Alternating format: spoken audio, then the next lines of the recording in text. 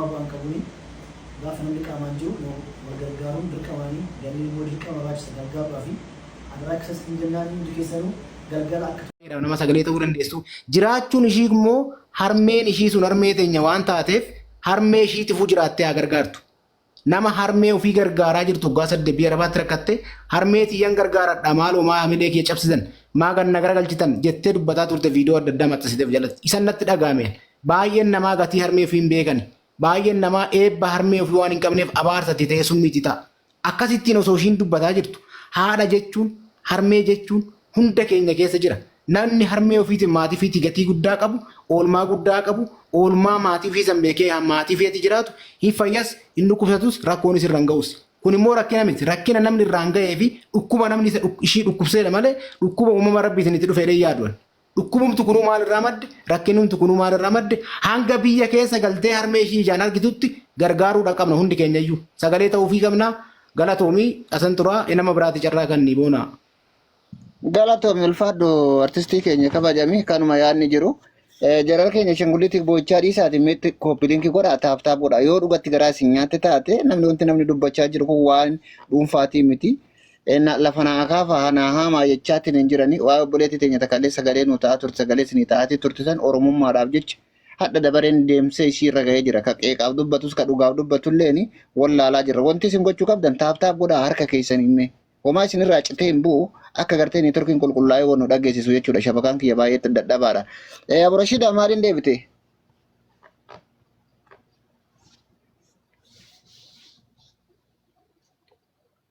Sagaleen kiyya jiru uummata wana qaqqabaara natti fakkaate. Mee taaftaaf godhaa hundi keessanuu? Isheen jira. Ani wanta biraatu iyyuu miti. Dheengaddumaa koree irreechaa san godhuun maaliif barbaachise? Namni manni irratti gubatee miira biraa keessa jiru, miidhama irra jiru, uummata fuuldura achi baasamee akkasii suuraa naga fokkisu, suuraa gurraachee jechuurraa iyyuu miti.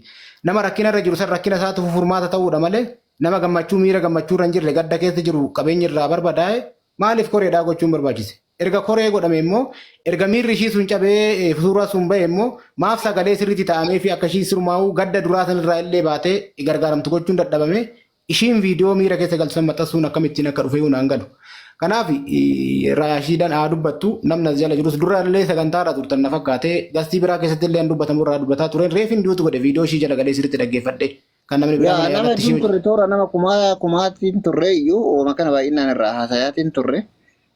Haa ta'u hawaasni keenya warra jala jirus kan nuti barbaadaa turre namni gargaarsaan duratti waa'ee dhukkuba isii kana hojjaan baasatee baruudha. Yeroo hedduu mijiyyoo tanatti deddeebi'ee jira. Kallattii adda addaatiin mannis jalaa gubatee qabeenyis jalaa badee arrabsoon adda addaa irratti geggeeffame ammas osomaa nagaa kan jirtu fayyaa dhabdee ni gaggabdi kun gartee coomatutti garagalee jedhaa kun ammoo jinnitutti ka'ee jira. Wanti kun sirriitti hojjaan baafamuu qaba. Maalitti Aburashida?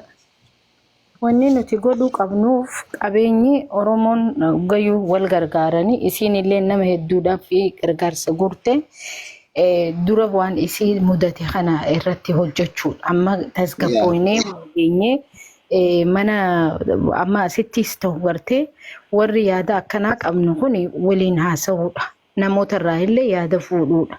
Khabiraa Dubaay akkuma amma haasawamaa jiru kanaati namuu wal sodaata.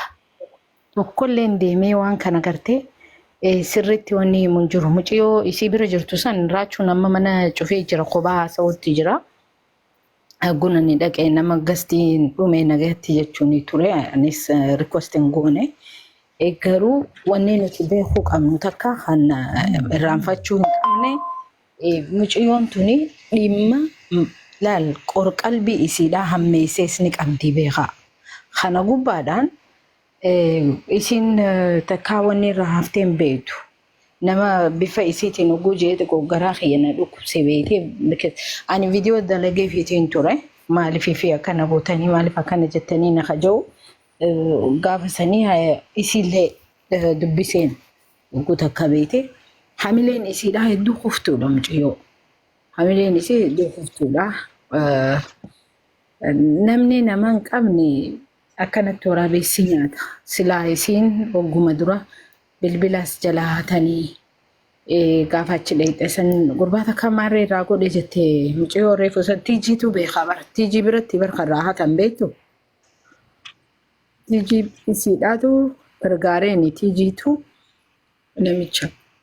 namicha isiin bira daleeydullee jaarsa isiitii du'e jettee akkas nagoota jetteeti haasa'u turte mana asliitti.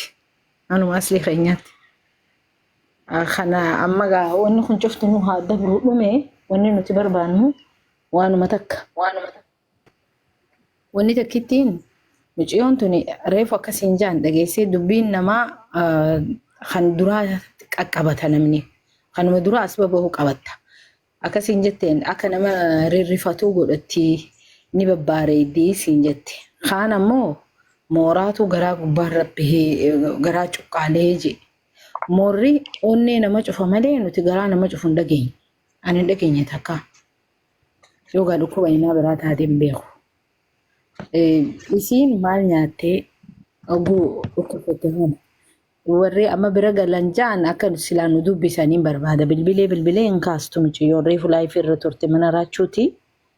Amma mana intala eenyuutitti gargaarsi bu'aa ja'anii mucayyoo teenya tanachi jirtu sanii nurraa dhaabbatu na fakkaata kun xiqqashoo silaa raachuu faadhaa wajjinis walii bilbilee mee dhaabbadhaa mucayyoo tana haa laallu yenneen gaarii natti fakkaata. Kunillee waan gaarii fudhatama qaba. Kan akkasuma fakkaata. Waa hundarraa hundi keessan warri jala kana jirtanilleen warri gasteera jirtanis. Soddoma wal taatee waa ciniina beek. Ilkee soddoma walii galtee waa ciniina. Yookaan ammoo rakkoo. Yaa walumaa galattu rabbiin kee haa godhu muciyyoo rabbii haa fayyisu. Muciyyoon tun dhugaa rabbii akka Oromoodhaaf taate Oromoon baay'eetti roorriftee jirti. Bifa isii kagaaf duraa kanarraa hamilee cabsan dhugaa rabbii baay'ee hamileen cabeetiin jira nama tokko har'a gadi baasee xiqqaa guddaan suuraa akkasii maxxansee asii achiin deemee osoo ati Oromo jettu osoo Oromoo kiyya osoo jedhan waan akkasii sana namarra raawwatuun qalbii nama cabsuudha. Lammaffaa ammoo muciyyoon tun kaleessuma nagaa qabdi. Dheengadduma mana banattee meeshaa fitetti deebitee kun kasaarame rabbi abbaan rabbi rahmata godhee waa walitti buusanii deebitee meeshaa kana banattee gurguruu eegalte. Guyyaa lammaffaa osoo hin geenne dhukkuba kanaan qabamte. Dhukkuba kana ammoo kun gartee coomatu itti cufamee coomatu garaa cufeedha. Kun ammoo jinniidha. Bira ture muciyyoon reefu as keessaa inni soofi jedhamtu suni anu fi kiyyaa bira ture coomni hoyitiyyuu hin jiru jette ofii bira ture. Ammoo muciyyoon amma bira turte tamana raachuu turte jettan turu fi kiyyaa reefu itti dawwale. Itti dawwallaa maal taate akkam dhukkubdiisitti kennenaan dubbachuu hin dandeettu naan jette maali jennaani hin gaggabdee naan jette hin gaggabsaa naan jette dhukkubni hoo maali jedha doktorri jennaani coomatu cufe jedhanii naan jette asumattuu namni afaan doktorri yoo dhibeellee tokko hima wanti garaagaraa isaan himsiise maali. Maaliin isii harkatte waatsaappiin harkatte moo hin tallatan? No onnaan itti jaba onna ganniitiin itti dawwale miseenjariidhaan silki ganni irratti dawwale isin na yalaa kaase. Okay, messenger isiidha WhatsApp khiyara na ergimi. Ani bawonni dan qaba. Haganni imo dan qaba, imo sun tufaadha. Kanaafuu jala buunee gargaarsa dura ila waa hundarra gargaarsa nageenyatu dursa jira keenya. Dubaay kana keessatti waa hedduutu jira. Waa hedduutaa jira. Ilma namaa dhukkubsate du'ee malee ilmi namaa akkas ta'ee malee sababni isaa hoo maali? Kun biyya san keessa waa hedduu himaatiin turan reeffa namaa Bona, nuti miidiyaa irratti jirra. Aayiliin miidiyaa qaceeloo nu galtee jirti. Yoo dhugumatti gaa ija qabannee aduu harkarra keenya yoo jala dabarre malee. Anuu fayyaa kiyyaa fi du'a kiyyan beeku. Akkaan taaftaa godha amma ta'u shabakan naqa qabaa jira bee booresi qaqqadala. Galama dubbaafe anuu akkaan ta'u hin beektu maaleen ati naa wali qabdu maali? Dura du'aa fi jiruuti yallaaltu ani fardii miti. Mallaqa na guuruur namni bakka kana isiidhaaf deddeebi'u jiru baazabora baasuudhaaf mallaqa ka barbaadan micoonni fi fun du'aa fi jiru jidduu jirti. Kun yaaduma kiyyaa beek.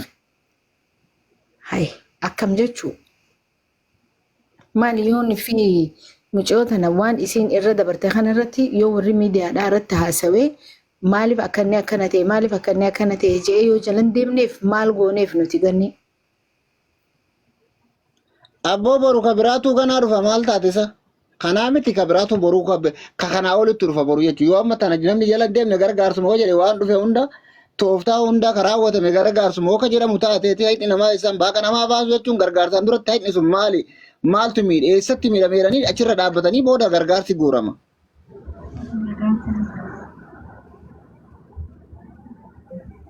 Please call me.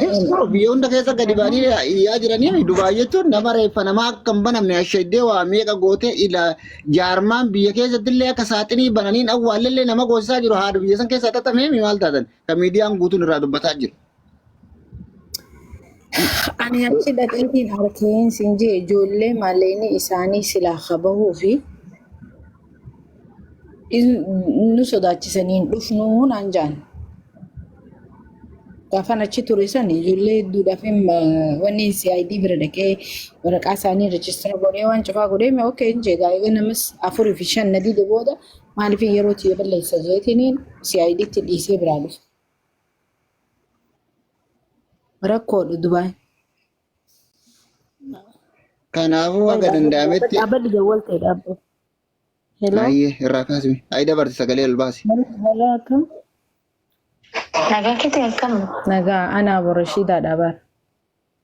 Ayyee isinin beeka. Yaa ganni siitu bira jira jaana akkasi? Ayyee naadhe. Sii bira jira? Ayyee. Bareedduuti maal taate mee naa himi? Lubbuu ilma dhukkubee garaa kana keessa coomatu Waraabadhu? maali kana haffane jedhu. Naa wuxeetiin egaa kan noormaalii sarjarii haa ta'u Sin dhagahu dubbadhu. Intarneetii sirraa deeme. Dubbadhu. Oh, sirraa murame. Ayyee. Maal haa ta'u jaani?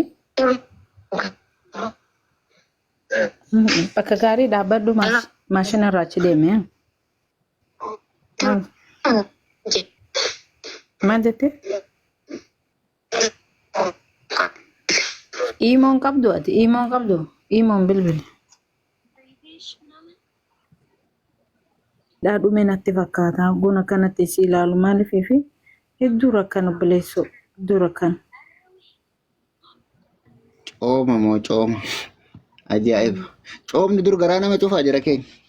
Aloo si deebi'ee maaliif imoon naaf hin bilbille? Imoon ni qabdaa? Imoo yookaan bootame naa bilbile. Yaada gaarii. Burgalagacha. Gamni haasa'e malee. Boru bakka yaada gaarii yaadi kun yaada gaarii boru galgala bakka. Nuti immoo isiniif finnee hojjenna viidiyoo waraqata ishee finnee viidiyoo sana hojjennaanii isinitti erginaanii boru galgalatti mana saamii kanatti haa ta'uun. Akka lakkoofsa Itoophiyaa sa'aatii 4 irraa kaasee miti Faasikaa moo 5 irraa kaasee? Halkan keessaa moo? Sadiitti wayyu sadii yookaan afuritti? Akka Itoophiyaa. Faasii yoo amma fakkeenyaaf yeroo gargaara.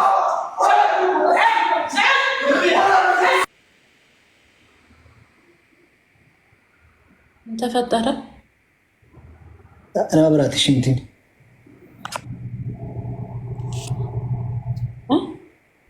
I think namoota dhukkubsataatu achi kooriidarii sanarraa sagalee dhageessisa. Kooriidarii irratti baay'ee achi gadi baasaniitiin ala jirti. Assistaansii narsii bichaatu keessatti eeyyamamee fi iddoo mucaan jirtu. Falmattuu maaltu ta'e?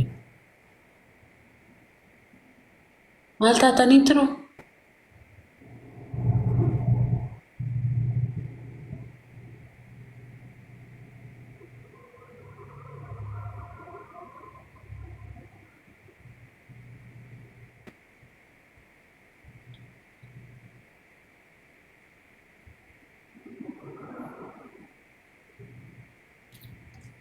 እሺ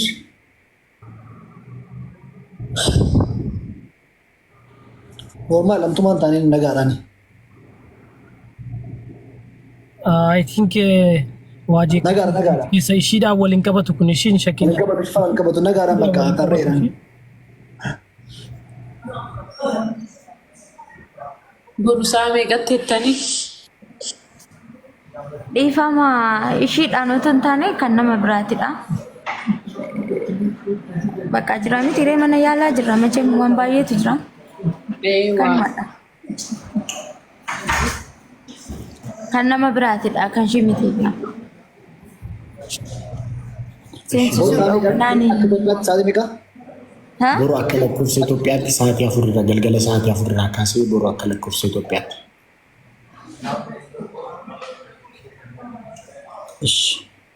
Falmattuu maal jettu?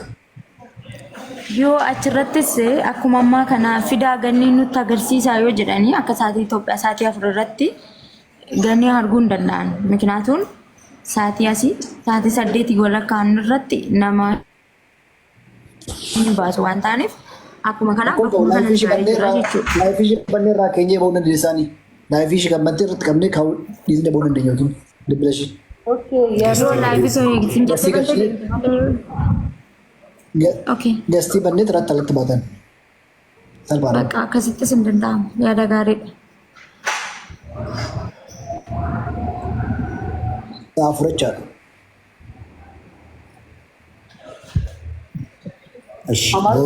አማርፋ ነሳፍ ነው ጀል በአማርኛ ወርት እሺ ነገ ከምሽቱ 4 ሰዓት ላይ የፋሲካ ቤት ሁላችንም ተሰብስበን ከእህታችን ገኒ ሁላችንም በምንችለው እርዳታ እናደርጋለን። ቦሩ አልከን ከለኮርስ ኢትዮጵያ ሰዓት ያፍሩራ ካሴ መነፋሲካት ወለርግኔ ኦቦሌቲ ኬኛ ገኒዳፍ ገርጋር ስታሲስ ናይቹ ዳዋን ደንበኙን ብረዳበነ ከነን